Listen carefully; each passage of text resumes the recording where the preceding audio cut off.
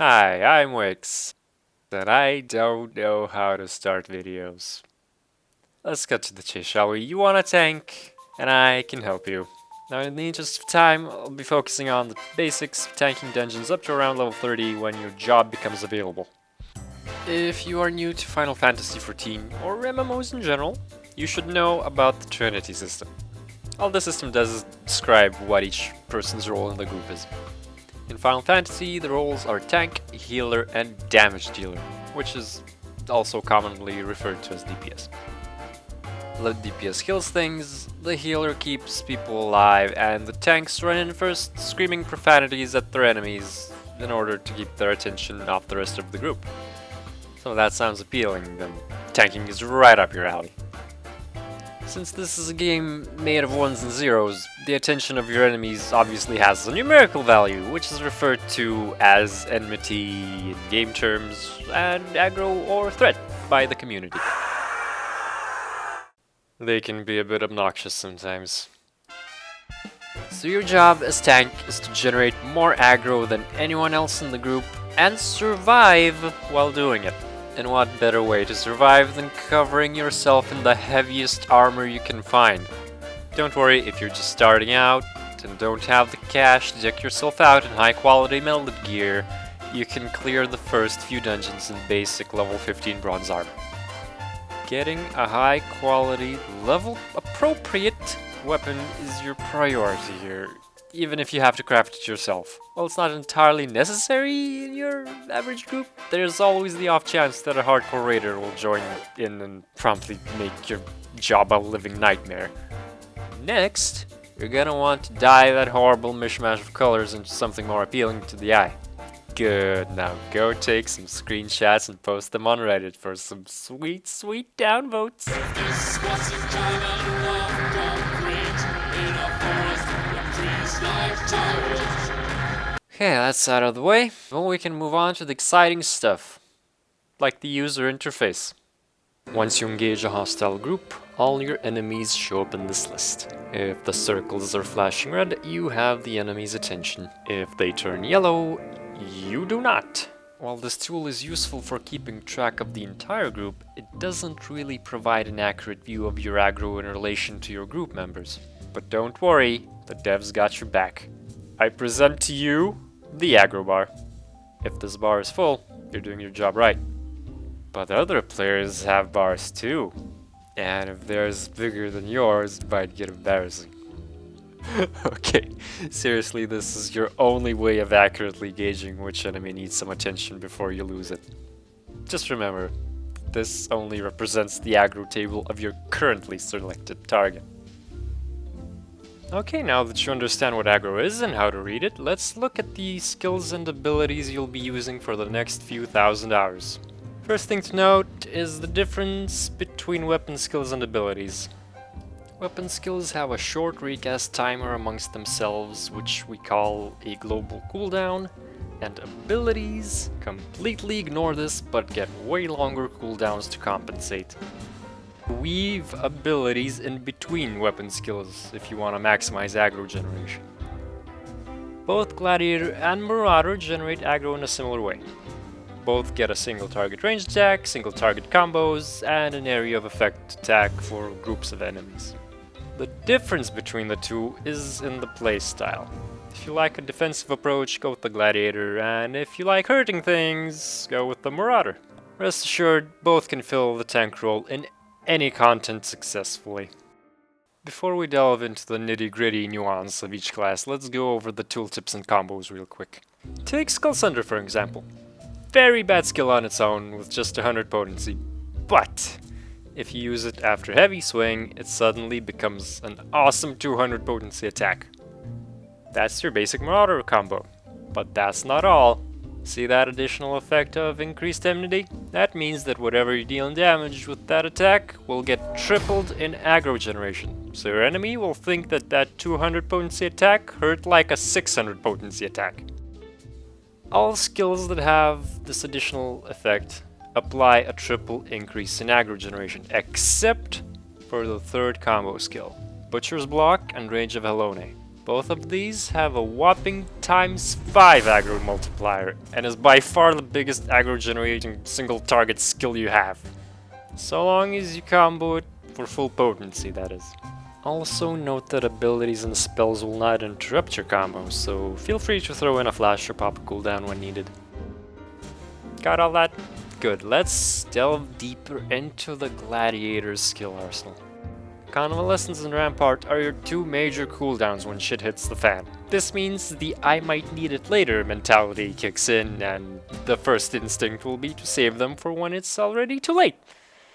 Don't do this. The early dungeons are forgiving enough to survive without cooldowns at all, which means you can take this opportunity to get a feel for just how long the cooldown is and what the skill does.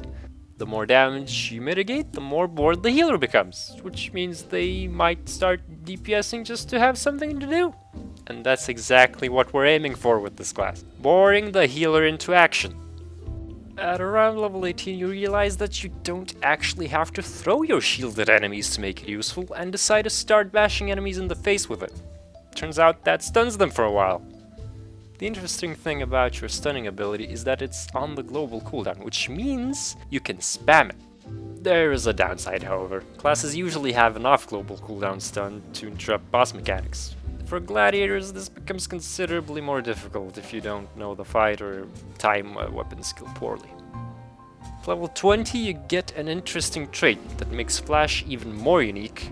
It now blinds your enemies, which means you can dodge their attacks more easily. If you reapply Flash just as the blind wears off, you can keep it going for over 20 seconds on an entire group. Then of course you have Provoke, which would need an entire guide of its own to explain properly, but here goes the short version. When you use it on a target, it instantly puts you at the top of its aggro list, but only just. If the player in second place even farts, he's gonna get aggro back. So this one is best used just before a high aggro weapon skill. If you die during a boss fight, all that aggro you've built up during the fight is lost, and Provoke is the only way of getting it back quickly. Finally, you have Fight or Flight, a very useful ability for establishing aggro, but since it only affects physical damage, your Flash gains no benefit from it. So optimally, you'll want to pop this just before you start your single target combos. There are a few cross-class skills you should pick up as well. Some will not be accessible after you switch to Paladin, so these are not mandatory. I'm just gonna suggest some easily obtainable ones that you might find useful while leveling. So, pick up Raging Strikes for some extra aggro, Foresight for some extra mitigation. Cure is really nice early on, especially with Convalescence. Unfortunately, it scales horribly, so don't expect much from it by the time you hit 30. Once your Flash has been upgraded, pick up Featherfoot. It synergizes well with the blind effect, giving you another strong mitigation cooldown. And pick up Shadeshift so you have something to amuse yourself with. Now let's see what the Marauder can do. First up, the rather lackluster Foresight. It may seem that Foresight is the same as Rampart, but what it does differs greatly. Foresight doesn't just mitigate damage taken by 20%, it increases your physical defense stat by 20%. That is far less mitigation than Rampart, and it's completely useless against magic attacks. That being said, use it anyway, it's still better than nothing. Next up is an alternate combo called Maim. It gives you a straight up damage buff, so keep refreshing it throughout the fight. Speaking of damage buffs, you also get Berserk, one of your signature moves. For a few glorious seconds you skyrocket to the top of the DPS list, and you probably stay there, because you just murdered everyone and everything. Paired up with Bloodbath, and you've just made the healer obsolete. Well, at least until Berserk ends and you have to go sit down for a few seconds. Or hell, just wake up your healer and tell him to Asuna that incapacitation right off. Overpower is of course your all-purpose AoE ability. The cone is very wide, so use it and get a feel for its range. You also get Brutal Swing as your stun move. It works somewhat differently than the Gladiators. Since it's an ability, you can use it during the global cooldown for interrupting boss moves or just doing more DPS. If you notice you're about to lose aggro on an enemy, you can also use this ability to keep it in place for a few seconds while you build up more aggro. Finally, you get Mercy Stroke for that off chance 200 bone siege, just enough to finish off the enemy.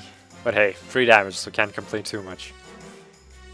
For your cross-class skills, pick up Raging Strikes, Convalescence, Provoke for obvious reasons. Flash ignores the pacification debuff and conserves your XP, so feel free to use that whenever you don't have a good angle for Overpower. And pick up Invigorate from the Lancer class if you want to go nuts with Overpower every once in a while.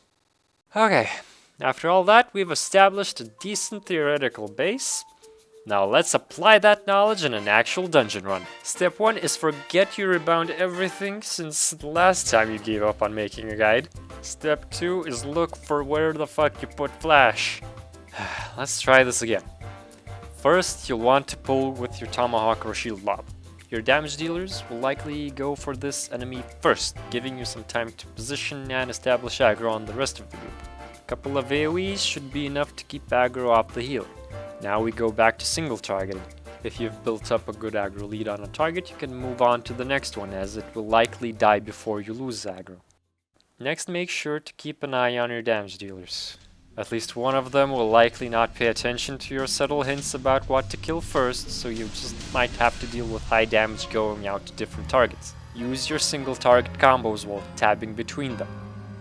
On rare occasions, you may get a couple really good damage dealers that can pretty much make it impossible to keep aggro on separate targets at once. Don't worry, this only happens in early game and with relatively undergeared tanks, but you still need to know how to deal with it. So let's talk about marking. These are marks. Put them on your hotbar and press them when you have a target selected. That's it. Now the downside is that the DPSers might not care about marks and all your work putting them up, in which case just let the DPSer attacking the wrong enemy keep it. I must stress that you should only use marks as a last resort though. Your tanking will improve a lot faster if you don't rely on everyone playing nice all the time. It may be stressful for a while, but you'll thank me by the time you hit endgame and the real tanking begins. Now if everything is going well, and aggro is solid, your next focus is proper positioning and mitigation. After initiating a pull, you need to position the pack of enemies or boss between yourself and the rest of the group. Essentially have the enemy's back exposed to your allies. This is to prevent your melee damage dealers accidentally pulling any roaming enemies or getting hit by a stray cleave. Also keep in mind that some melee classes have positional requirements for maximum damage, so always keep at least one of the enemy flanks and back readily accessible to your DPS. I also need to mention that keeping your enemies still is important for DPSers that have positionals. That means you want them moving and turning as little as possible. Sometimes doing that is harder than it sounds. You don't want to stand in AoEs and take avoidable damage after all. Well, there is a way around that. You see those AoE marks on the ground? If you don't move out of it before it disappears, it's gonna hit you no matter how far you run. Essentially, that determines whether you get hit or not. But that also means that you can step right back into position as soon as that ground mark disappears, no matter if the attack animation went off or not. And since the enemy can't turn while casting the attack, you can keep it perfectly still this way.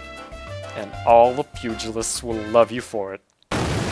You should also be aware that your own flank and back matters. For instance, you can only parry or block an attack coming from the front. Your enemies also have a harder time hitting you at all if you're facing them, so enjoy dodging all you can. All that alone should provide some significant mitigation, but don't neglect your cooldowns. Pop a Foresight or Rampart early on in the pulse so your healer has some extra time to apply dots and such, well, if they're DPSing at all. If you see that red and black buff come up next to your healer's name, you can rest assured they're dishing out some punishment, or they're frantically trying to figure out why their heals suck all of a sudden. If your healer is especially confident, don't be surprised if your HP dips below your comfort level. They probably know what they're doing, just pop a convalescence when your HP hits the double digits so they can return to DPSing faster. Finally, you need to keep in mind that the tank role puts you in a position of leadership by default. Since you're the one who has to initiate every pull, you're the one who has to set a pace for the dungeon. Moving from group to group, fast or slow, is all up to you.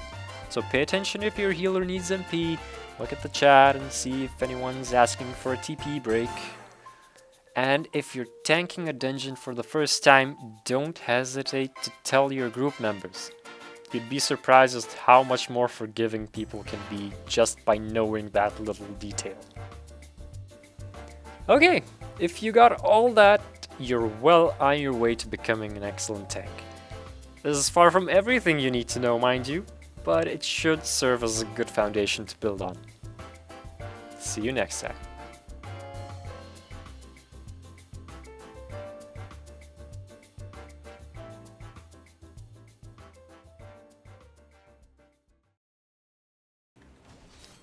Come on, just a little bit more. Come on, just a couple out of text. Come on. Okay. Now let me get this in all its glory. Also let me like down 20% of my HP. Just so we get the perfect shot, yo. It's gonna be awesome when it doesn't kill it. It is. And BAM! What?